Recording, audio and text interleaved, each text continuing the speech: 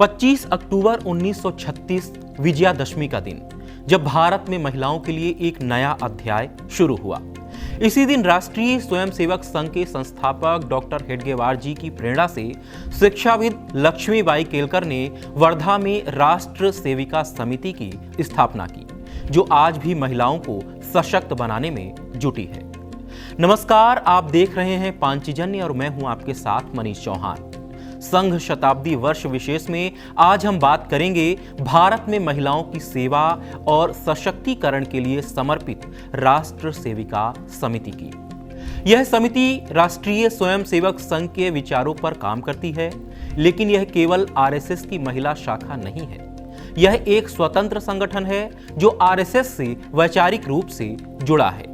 दोनों की मान्यताएं और ढांचा मिलते जुलते हैं, लेकिन समिति खास तौर पर महिलाओं की जरूरतों और चुनौतियों के अनुसार अपने काम करती है। इसके अलावा यह समिति समाज में महिलाओं की भूमिका को मानते हुए भारतीय परंपरा के अनुसार उनके सशक्तिकरण और भलाई के लिए काम करती है। राष्ट्र सेविका समिति के 3 मुख्य आदर्श हैं: मातृत्व, कर्तव्य और नेतृत्व। इन्हीं के आधार पर यह समिति हिंदू महिलाओं को जागरूक, सक्षम और समाज से जोड़ने का काम करती है। भारतीय संस्कृति और परंपराओं को बचाए रखने के लिए यह सबसे बड़ा हिंदू महिला संगठन है। जानकारी के अनुसार राष्ट्र सेविका समिति देश भर में 5216 से ज्यादा केंद्रों में काम कर रही है, जिनमें से 875 से अधिक रोज सक्रिय रहते हैं। इसकी सदस्य संख्या 1 लाख से 10 लाख के बीच है। साथ ही हिंदू सेविका समिति के नाम से इसकी शाखाएं 10 अन्य देशों में भी चल रही हैं। यह संगठन सक्रिय शाखाएं चलाता है जहां महिलाएं और लड़कियां योग, गायन, नृत्य, सांस्कृतिक मूल्यों की शिक्षा लेती हैं और यहां तक कि सैन्य प्रशिक्षण भी प्राप्त करती हैं। इसके अलावा राष्ट्र सेविका समिति वंचित बालिकाओं और महिलाओं को आत्मनिर्भर बनाने के लिए 475 से अधिक सेवा परियोजनाएं चला रहा है। राष्ट्र सेविका समिति के सिद्धांत और दिशा निर्देश की बात करें तो इस समिति का मानना है कि हिंदू इस भूमि की राष्ट्रीय मुख्यधारा हैं, जो वेदों से उत्पन्न परंपराओं से प्रेरित होकर भारत की समग्र प्रगति के लिए उत्तरदायी हैं। इन परंपराओं को श्री राम, श्री कृष्ण, महाराणा प्रताप, छत्रपति शिवाजी महाराज और स्वामी विवेकानंद जैसे महान विभूतियों ने कायम रखा और गौरवान्वित भी किया।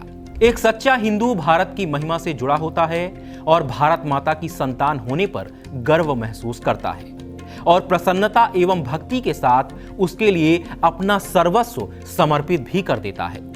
राष्ट्र सेविका समिति का मुख्य उद्देश्य हिंदुओं की भावना को बढ़ावा देना है। हमारी प्राचीन और गौरवशाली संस्कृति का प्रतीक भगवा ध्वज समिति का मार्गदर्शक है। समिति मानती है कि अगर हम अपने आदर्श और मूल्यों को बचाए रखेंगे, तभी भारत का सम्मान, गौरव और हमारी परंपराएं सुरक्षित रह सकती हैं। अनुशासन इस संगठन की आधारशिला है। हालांकि इसे किसी कठोर नियम के रूप में नहीं, बल्कि पारिवारिक भावना से अपनाया जाता है।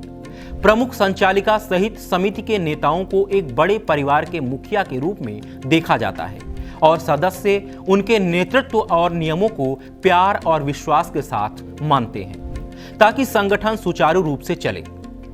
राष्ट्र सेविका समिति की संस्थापक लक्ष्मीबाई केलकर जी मानती थीं कि महिलाओं की भूमिका राष्ट्र में बहुत खास और महत्वपूर्ण है।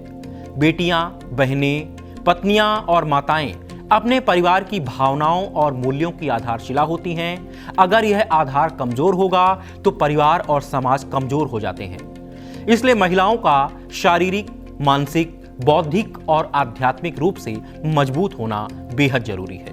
इसी सोच के साथ उन्होंने समिति के जरिए महिलाओं को परिवार, समाज और देश के प्रति अपने कर्तव्यों को समझने और भारत, धर्म व संस्कृति के प्रति गर्व और श्रद्धा महसूस कराने की शिक्षा दी। फिलहाल राष्ट्र सेविका समिति के बारे में आपका क्या विचार है, हमें कमेंट करके जरूर बताएं और देखते रहें पांचजन। नमस्कार।